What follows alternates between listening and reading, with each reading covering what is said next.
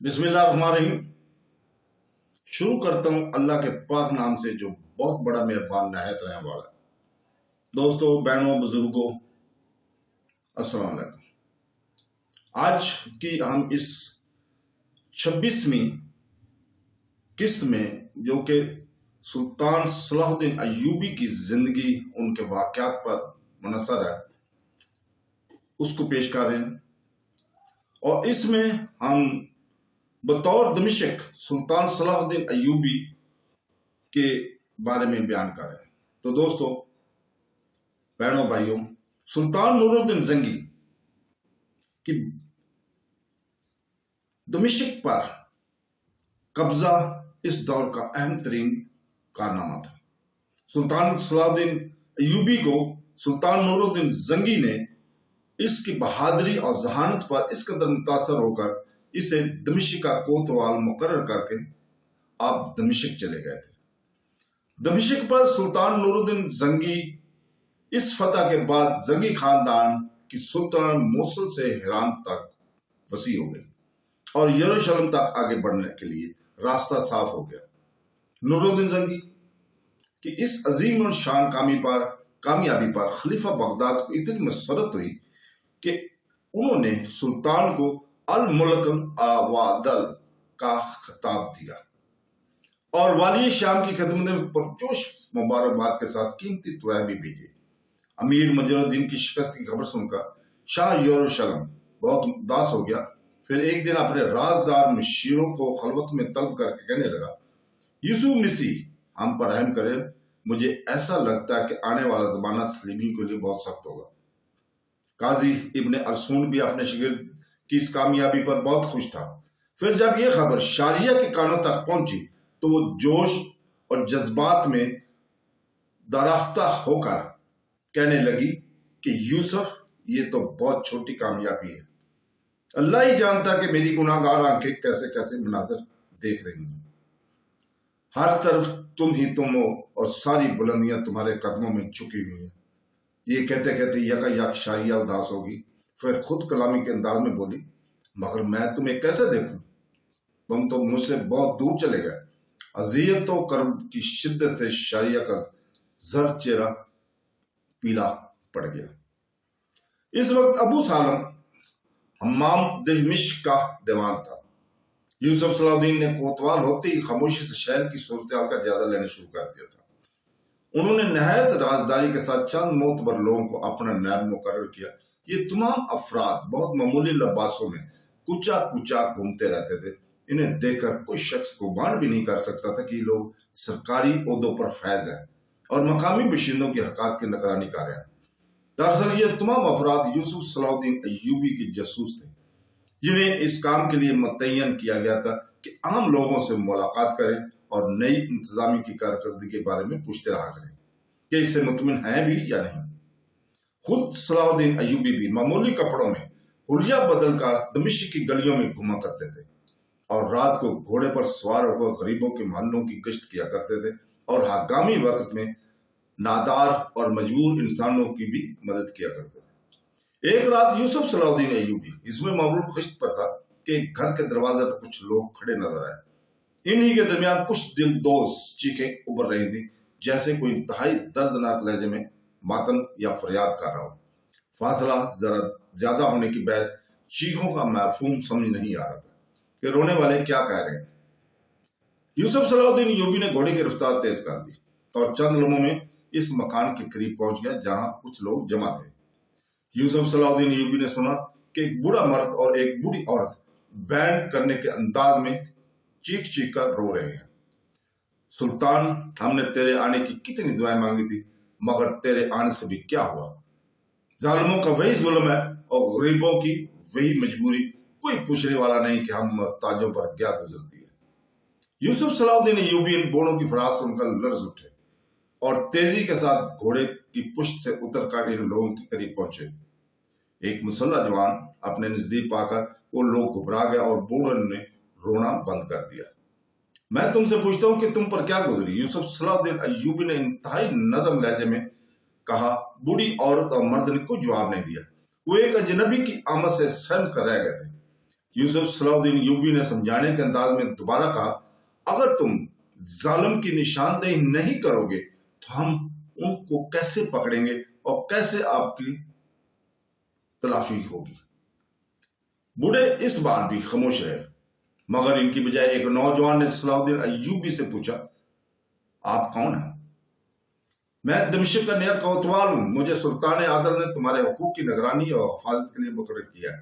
تم لوگ بلا خوف و خطر اپنا دکھ بیان کرو، میں خدائے وحدہ اللہ شریک کی قسم کھا کر کہتا ہوں کہ تمہاری فریاد سلطان عادل تک پہنچائی جائے گی۔ جب بڑی عورت اور مرد نے ایک حکومتی کرندے کو اس قدر مہربان اور شفیق پایا تو دونوں رو رو کر اپنا غم بیان کرنے لگے۔ دمشق میں ایک بہت دولت مند و باش شخص امیر فوزی تھا۔ اس نے 2 بوڑھی عورتیں اس لیے ملازم رکھی تھی کہ وہ بھیک مانگنے کے بہانے محلہ در محلہ گھوم کر مختلف گھروں میں جاتی تھی اور خوبصورت لڑکیاں تلاش کیا کرتی۔ پھر جیسے ہی وہ بوڑھی جاسوس عورتیں اطلاع دیتی کہ فلاں گھر میں ایک خوبصورت لڑکی موجود ہے، امیر فوزی اپنے مسلح بدماشوں کو بھیج کر لڑکی کو اٹھوا لیتا، پھر اپنی حوص کی تکمیل کے بعد اس مظلوم لڑکی کو کسی گھر بھجوا دیا جاتا۔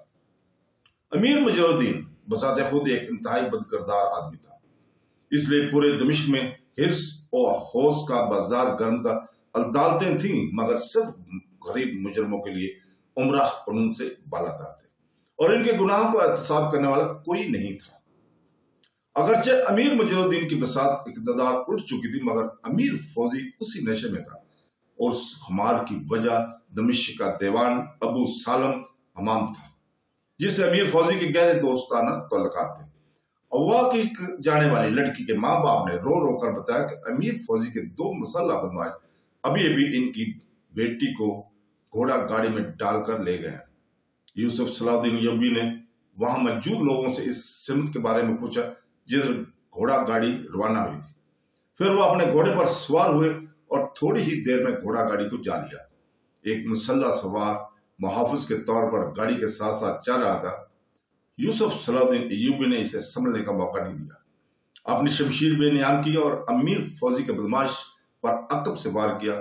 یوسف صلاح الدین ایوبی کا وار اس قدر بھرپور تھا کہ بدماش کا دایاں ہاتھ کٹ کر زمین پر گر پڑا۔ زخمی کی ایک تیز چیخ فضا میں گونجی اور الٹ کر زمین بوس ہو گیا۔ گاڑی بان جو غیر مسلح تھا بدحواس ہو گیا اور اس نے گاڑی روک لی۔ ایک مسلح آدمی جو لڑکی کے ساتھ گاڑی کے اندر موجود تھا تلوار لے کر نیچے کودا، مگر یوسف صلاح الدین کے گھوڑوں کی ٹاپوں نے اسے روک ڈالا۔ کوچوان خوف سے تر تر کام کر رہا تھا۔ اس نے یوسف صلاح الدین ایوبی کے پیروں پر سر رکھ دیا اور زاروخدار رونے لگا۔ اس میں میرا کوئی قصور نہیں ہے، میں تو امیر فوزی کا غلام ہوں، آقا کے حکم پر عمل کرتا ہوں۔ یوسف صلاح الدین ایوبی نے کوچوان کو معاف کر دیا، پھر اس کی مدد سے دونوں زخمی بدماشوں کو جو کہ بے ہوش ہو گئے تھے گاڑی میں ڈالا اور لڑکی گھر کی طرف روانہ ہو گئے۔ اس آفت ناگہانی نے لڑکی پر سکتہ طاری کر دیا تھا۔ وہ پاگلوں کی طرح کبھی زخمی بدماشوں کی طرف دیکھتی اور کبھی اس نوجوان کی جہن جو کسی محافظ فرشتے کی طرح آسمان سے زمین پر آ گیا تھا۔ یوسف صلاح الدین ایوبی نے لڑکی کو اس کے گھر پہنچایا تو غم زدہ ماں باپ رو رو کر کہنے لگے، اب ہمیں یقین آ گیا کہ ہماری فریادیں سلطان تک پہنچ سکتی ہیں۔ پھر دوسرے دن یوسف صلاح الدین ایوبی نے زخمی بدماشوں کا بیان لینے کے بعد امیر فوزی کے نام پر حکم جاری کر دیا کہ فوری طور پر کوتوالی میں حاضر ہو جائے۔ امیر فوزی نے گھبرا کر دیوان ابو سالم حمام سے رابطہ کیا۔ دیوان نے مسکراتے ہوئے اپنے اوباش دوست سے کہا، تمہیں کوتوالی میں حاضر ہونے کی ضرورت نہیں، یوسف صلاح الدین نوجوان ہے اور اپنے نیا عہدہ ملا ہے، اسی لیے سلطان کو اپنی کارکردگی دکھانے کی خاطر اہم کرنا حرکتیں کر رہے ہیں، مگر اسے یہ نہیں بھولنا چاہیے کہ وہ میرا ماتحت ہے۔ میں یوسف صلاح الدین کی یہ اجازت نہیں دے سکتا کہ وہ میرے ہوتے ہوئے تمہارے گربان پر ہاتھ ڈالے۔ امیر فوزی مطمئن ہو کر اپنے گھر چلا گیا۔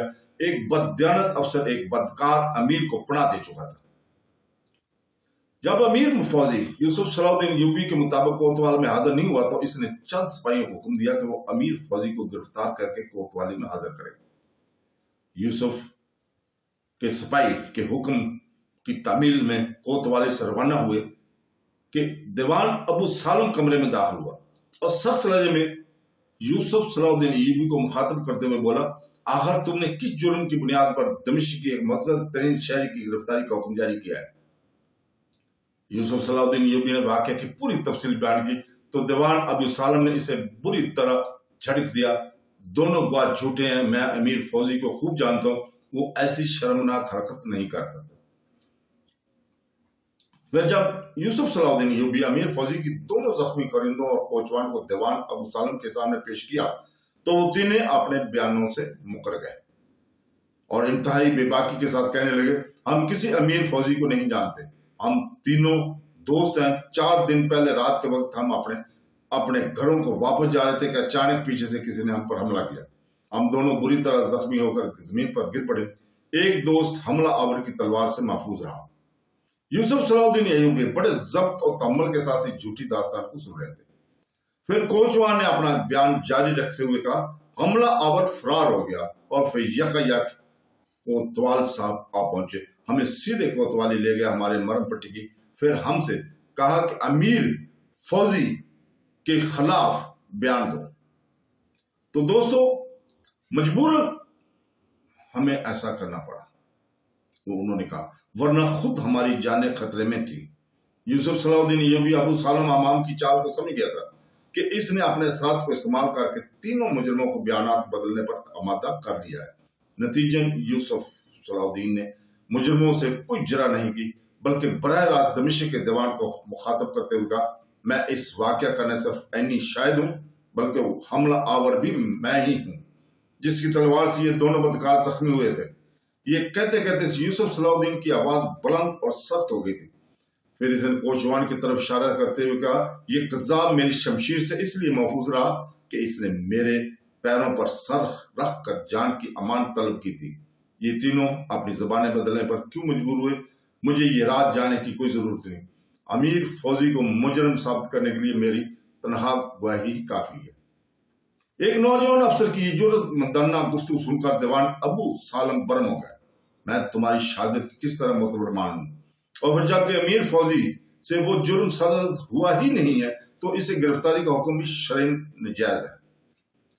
اگرچہ یوسف صلاح الدین ایوبی بے پناہ قوت برداشت کا نوجوان تھا، لیکن دیوان ابو سالم کی غیر منصفانہ اور جانبدارانہ گفتگو سن کر مشتعل ہو گئے اور انتہائی تند و تیز لہجے میں دیوان ابو سالم کو مخاطب کرتے ہوئے بولے، میں آپ کی عمر اور مرتبے کا احترام کرتا ہوں، مگر مجھے شرعی اور غیر شرعی کا فرق سمجھانے کی کوشش نہ کریں۔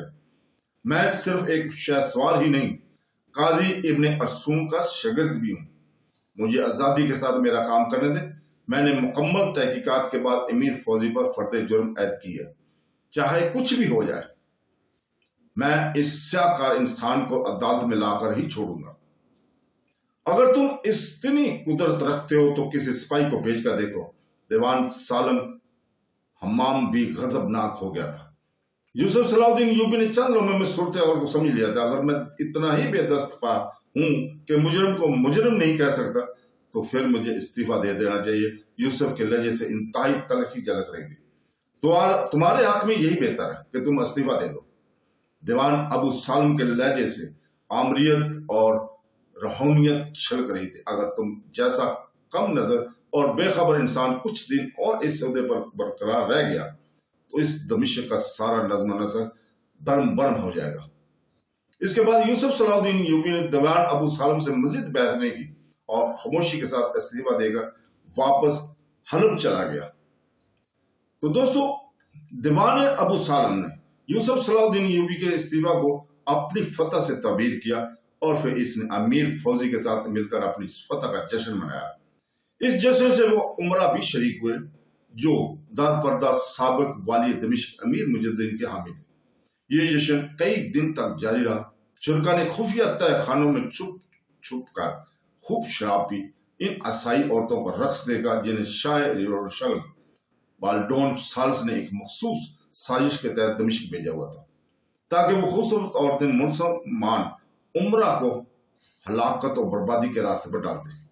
اگرچہ امیر مجددین اقتدار سے محروم ہو کر حمص چلا گیا تھا، لیکن اس کے عیش اور پرست عمرہ اور دیگر ہم لوا अभी दमिश्क में ही मुकीम थे और इस दिन का इंतजार कर रहे थे कि सुल्तान नूरुद्दीन जंगी किसी जंग में मारा जाए या किसी नागहानी हादसे का शिकार होकर इंतकाल कर जाए और इन लोगों का गुमशुदा इक़्तिदार वापस लौट आए। इस जश्न, शराब और शबाब में ये ओहदा पैमा भी किए गए कि सुल्तान नूरुद्दीन जंगी की नामजद करदा हर अफसर को इसी तरह नाकाम बना दिया जाएगा ताकि वो ऐशो आराम की जिंदगी गुजार सके। अभी उम्र दमिश्क की सारी मशवरे जारी थे कि नकीबों ने इन्हें इस तरह चौंका दिया जैसे गहरी नींद में डूबे हुए किसी शख्स को जोड़ कर उठा दिया गया। गली कूचों में नकारों के जरिए ऐलान किया जा रहा था कि सुल्तान आदल नूरुद्दीन जंगी दमिश्क की हदूद में दाखिल हो चुके हैं। फिर जब दरबार आरास्ता हुआ, दरबार ने अबू सालम और दीगर उमरा यह देखकर हैरान ज़दा हो गए कि सुल्तान नूरुद्दीन जंगी के बराबर यूसुफ सलाहुद्दीन अय्यूबी भी तख्त पर मौजूद है। यार अबू सालम ने खतरे की बू सूंघ ली थी, मगर इसे चरब ज़बानी पर यकीन था कि वो सुल्तान आदल को लफ्ज़ों के बीचों खम में उलझाकर अपने आप को सफाई के साथ बचा लेगा। मगर इस वक्त दीवान अबू सालम हमा की सारी तदबीर उल्ट गई जब सुल्तान के सिपाही बड़ी बेरहमी के साथ अमीर फौजी को खींचते हुए दरबार में लाए। अमीर फौजी ने कस्में खाकर नूरुद्दीन जंगी को यकीन दिलाया कि वो इस जुर्म में मुलव्वस नहीं है। सुल्तान आदल खामोशी से अमीर फौजी की ज़बानी इसकी बेगुनाही की दलीलें सुनते रहे। फिर इन सतम रसीदा माओं और बापों को सरे दरबार पेश किया गया जिनकी लड़कियां अमीर फौजी के हौस का शिकार हो चुकी थी। इसके बाद सुल्तान नूरुद्दीन जंगी ने अमीर फौजी की संगसारी का फैसला सुना दिया और इसके साथ ही अहले दरबार को मुखातिब करते हुए कहा, दमिश्क के एक एक गली कूचे में इस्लाम का यह हुक्म पहुंचा दो कि हर गुनाहगार की यही सजा है।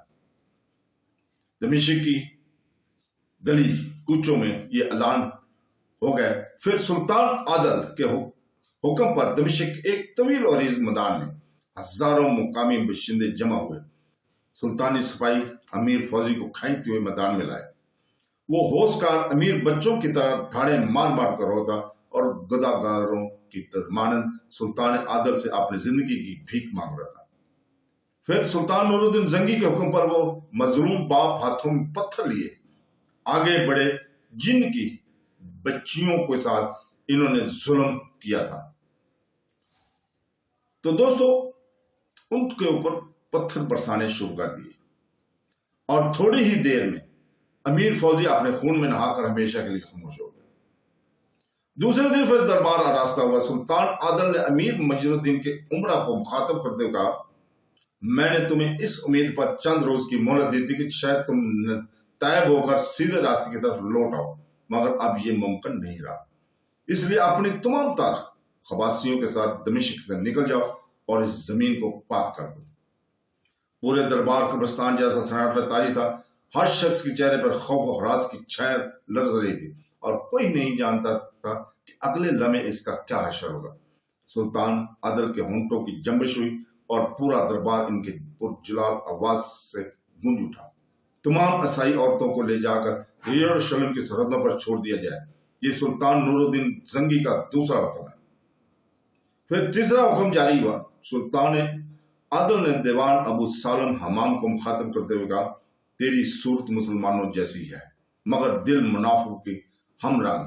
तूने मेरे एतमाद को ठेस पहुंचाई और इंसाफ के रास्तों में रुकावटें खड़ी की। अब तेरी यही सजा कि तू दमिश्क के बाशिंदों के सामने बेनकाब हो जा ताकि अहले ईमान तेरे हकीकी खदोखाल देख ले। इसके बाद सुल्तान नूरुद्दीन जंगी ने दीवान अबू सालम हमाम की दाढ़ी मंडवा दी और घोड़े पर सवार करा के पूरे दमिश्क में घुमाया।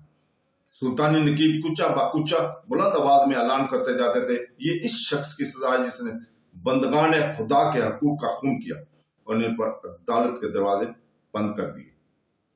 अमीर फौजी और दीवान अबू सालम की हम नुमा सजाएं देने के बाद सुल्तान नूरुद्दीन जंगी ने खुसूसी दरबार आरास्ता किया और नहायत पुरजलाल लहजे में हाजिरीन दरबार को मुखातिब करते कहा, अहले दमिश्क, अहले शाम और जहां तक मेरी सुल्तनत की हदूदें हैं, वहां के बसने वाले पूरे होश हवास के साथ सुन लें कि यूसुफ मेरा मोतमद खास है। जिसने इसका दिल दुखाया, इसने मुझे तकलीफ पहुंचाई। अगर वो तुम्हें नेक कामों का हुक्म देता है तो इसके साथ भरपूर ताउन करो और अगर वो बहकता है तो इसे सीधे रास्ते पर लाने की कोशिश करो। अगर वो नहीं संभलता तो फिर दरबार में आकर शिकायत करो, तुम्हें रोकने वाला कोई नहीं। और जो तुम्हारे रास्ते की दीवार बनेगा, इसका हशर दीवान अबू सालम से ज्यादा मुख्तलिफ नहीं होगा। और वो बोलेंगे जिनके माजी के निजाम जबर ने गूंगा बना दिया था। सुल्तान आदल की तकरीर ने अहले दरबार पर सख्त तारी कर दिया था। फिर दरबारी शायर हर कला खड़े होकर और चीख चीख कर और बुलंद आवाज से यूसुफ सलाउद्दीन यूबी की शान में इशार पढ़ रहे थे, जो कि ये हैं, ऐ शाम के चोरों, अपनी हरकत से बाज आओ। मैं तुम्हें नसीहत करता हूं कि पैगंबर हम नाम यूसुफ से हम अपनी जानों को बचाओ। वो यूसुफ अलैहिस्सलाम औरतों के हाथ काटने वाले थे और ये यूसुफ मर्दों के हाथ काटने वाला है। सुल्तान आदल की दरबारी शायर हलकुला ने अपनी इशारे में कुरान करीम के इस वाक़े की तरफ इशारा किया था, जिसमें जुलेखा के साथी औरतों ने हजरत यूसुफ अलैहिस्सलाम का हुस्न जमाल देखकर नींबू काटने की बजाय अपने हाथ काट लिए थे। तो दोस्तों, कल तक के लिए इजाजत। कल इंशाअल्लाह ताला हम 27वीं किस्त सुल्तान सलाउद्दीन अय्यूबी की पेश करेंगे। कल तक के लिए इजाजत। अल्लाह हाफ़िज़।